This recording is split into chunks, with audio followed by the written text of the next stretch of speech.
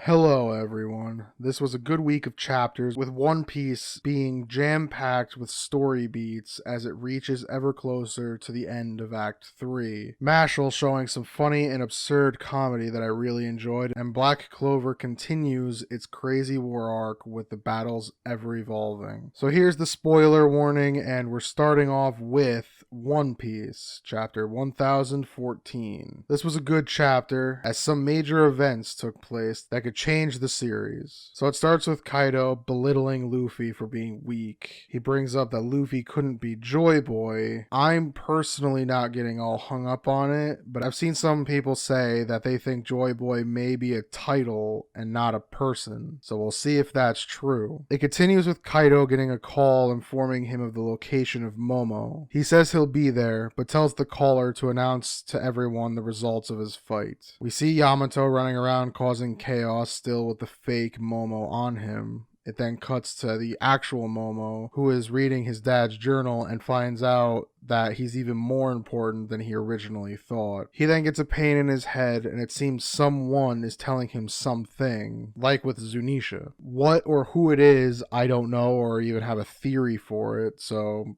I'm just gonna let it ride. It cuts to Chopper slamming Queen on the ground, though it doesn't seem to faze him, as Chopper is the one who looks more beaten up, not Queen. We see that Caesar helped improve Chopper's Rumble Ball to make it last 30 minutes instead of 3, but there seems to be some sort of side effect that we don't learn about. Queen then attacks Chopper with a laser beam as Perospero launches arrows at him, with the Maries then announcing the results of the Kaido and Luffy fight. We see the reactions of all the Straw Hats and their allies as they continue to resist the Beast Pirates. It cuts to Kanjuro finding where Momo is. We then see that one of the Maries also found Momo. Shinomo sees the Marie and tries to warn Momo, but notices that Kinemon and Kiku are with Momo. Momo tries to tell something to Kinemon, but is in too much pain. Next, Odin shows up, which fools Momo and Shinobu, but Kiku knows it was Kanjuro and attacks him. However, because of her connection to Odin, she could not attack him, and Kanjuro takes advantage of this hesitation and stabs her right in the chest. This seems to be a fatal wound as Kinemon catches her, with everyone being shocked. Kanjuro goes to attack Kinemon, but Kinemon is too fast and finishes him off first. But before anyone can comprehend anything that just happened,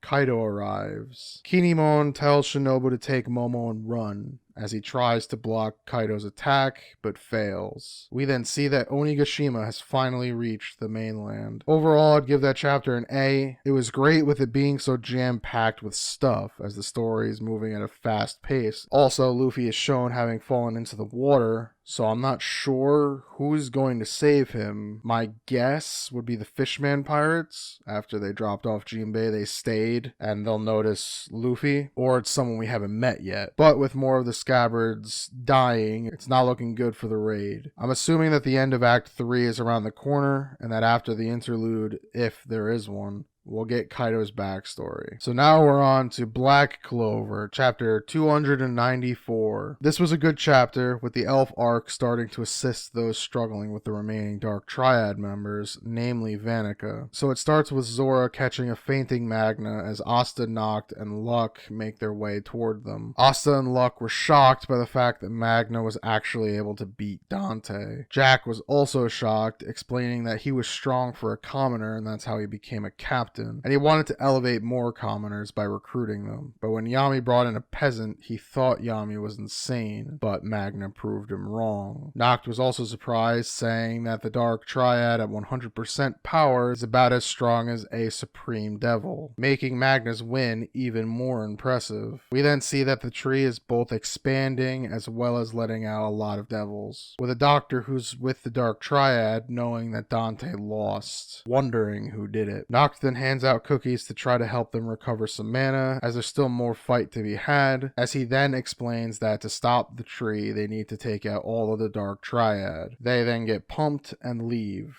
We then see that Dante's healing magic starts to kick in and heals him, but it's not working quite right as he starts to turn into a monster. Jack seems to have known this was going to happen and returned, telling him that he lost and not to rain on Magna's parade. It then cuts to Charlotte and Rill still fighting Vanica, but they're struggling, as we see that Vanica is somehow controlling Lilliputichika. The two are very strong and overwhelm Rill and Charlotte. Charlotte then vows to break Lilliputichika's curse, but is hit by Vanica in the process, and is about to take a fatal blow when Noelle and Gaja make the save. As Noelle and Vanica clash, Noelle tells her that she's arrived to fight her just as she promised. Vanica couldn't look happier to see her. Overall, I'd give that chapter a B. It was good seeing the more clear objective for the Magic Knights to deal with, having to beat all the Dark Triad, as well as seeing that the reinforcements have arrived to help the Dark Triad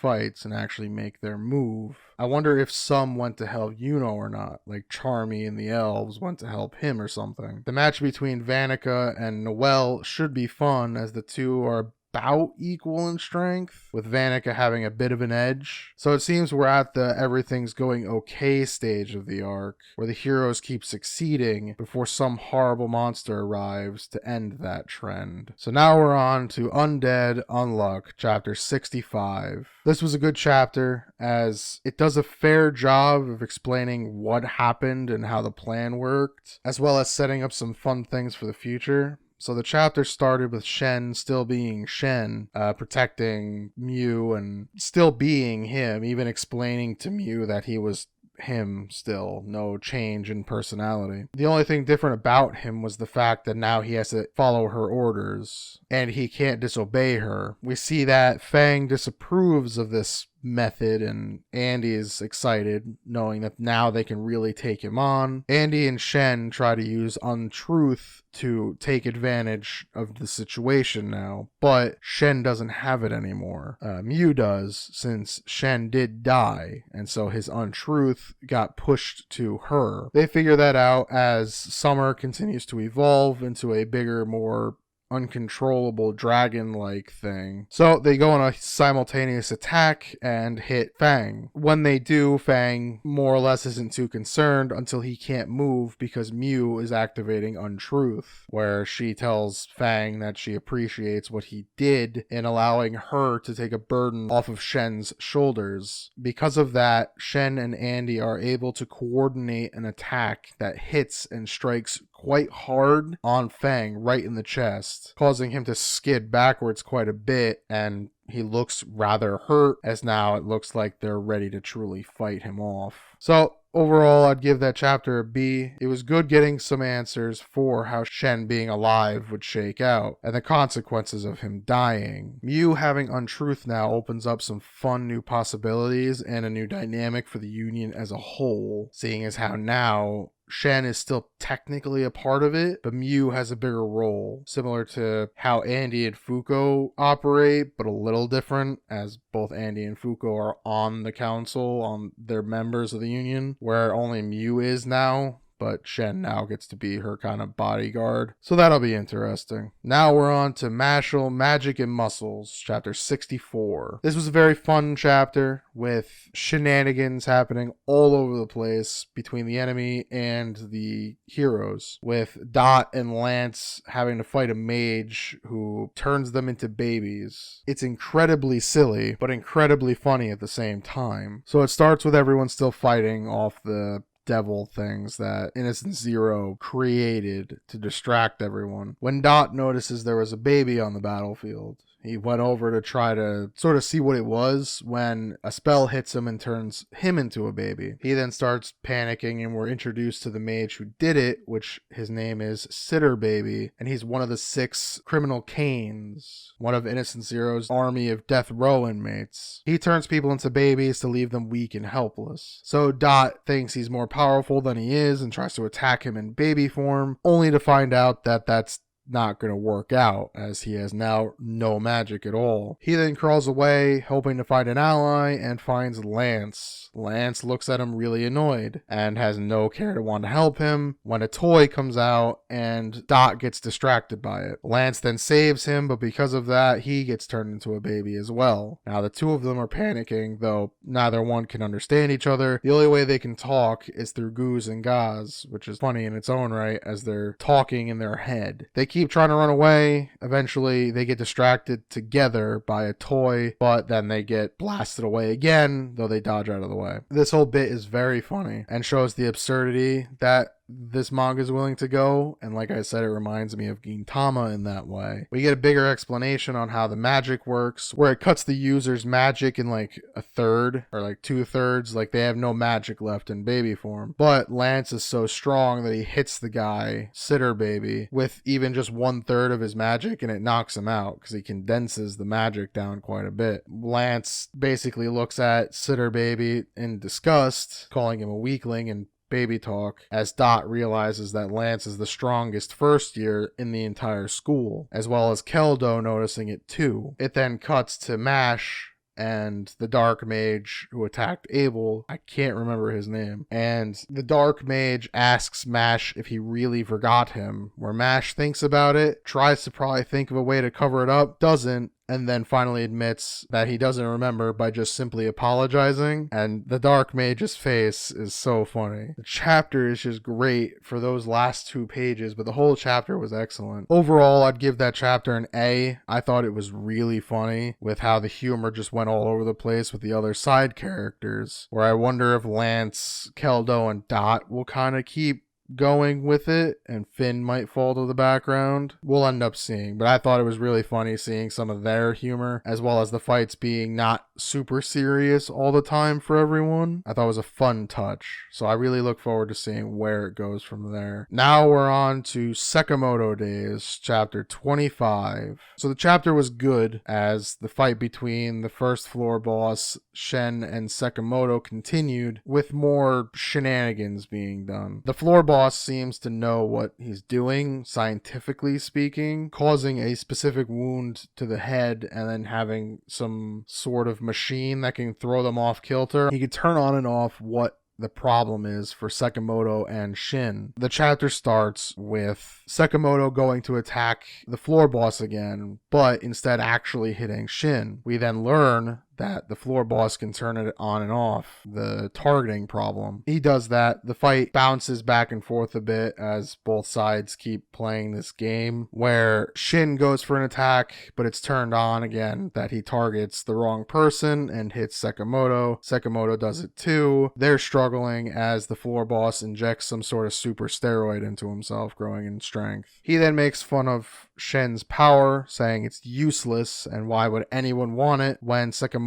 defends Shin. Sakamoto then says he'll show the floor boss the power of Shin's ability. So what he does is that he attacks both Shin and the floor boss at the same time, but he calls out his moves in his head. So Shin reads his mind and knows where the punches are going to go, but the floor boss doesn't. So the floor boss is getting beaten while Shin is barely dodging everything, nervous about every punch that's being thrown, until the floor boss is defeated once and for all. The scientists on that floor then take out the chips that were implanted in Shin and Sakamoto's necks. This stops them from having the targeting problem and fixes Shin's speaking. Shin then says that he's happy that he found Sakamoto and accepts the scientist's apologies to some degree, and said he's glad he has the powers and is happy to help. He then mentions Sakamoto's weight, and he pseudo compliments him, saying that he got stronger because of it, but Sakamoto doesn't take it as a compliment and thinks about killing him, which then causes Shin to freak out. It was very funny to see, as that type of stuff is always very entertaining, as Sakamoto still is kind of bloodthirsty, but doesn't because of fear of his wife. Overall, I'd give that chapter a B. I thought it was pretty fun seeing the battle go ahead and then the unique way of taking out the floor boss. I do wonder how strong the other ones are, if this was one of the weaker ones or if he was just super gimmicked, if that makes any sense, where his whole sort of strength was in this making people miss their target. So I wonder how strong the other floor bosses will be. Now we're on to I Tell C, chapter 17. And this was a good chapter, as it was mainly a recap chapter showing how Riza set up all of her traps, which is good. Nothing really wrong with that. It's always good to see that in these types of manga, where it's quote unquote super smart, where you have traps and counter traps and setups and counter setups. It's not necessarily a problem, but every so often when the hero wins, you need these types of recap ones. So it shows everything that they set up and planned, with Riza looking into Mare well before she kind of targeted the I division, finding out basically everything there is to know about Mare, wanting to speak to her for quite a while, then showing all the plans they made, which was basically to have that her friend, the criminal guy, be the decoy Mare. All of his men were working, quote unquote, for Mare, when in actuality they worked for Riza, setting up all the traps for Mare, but in truth it just worked out for them. So they got to learn all of her tricks and abilities because of that, and then showing all the other setup stuff that they needed to do. Sakamoto setting up the tile, Mare believing that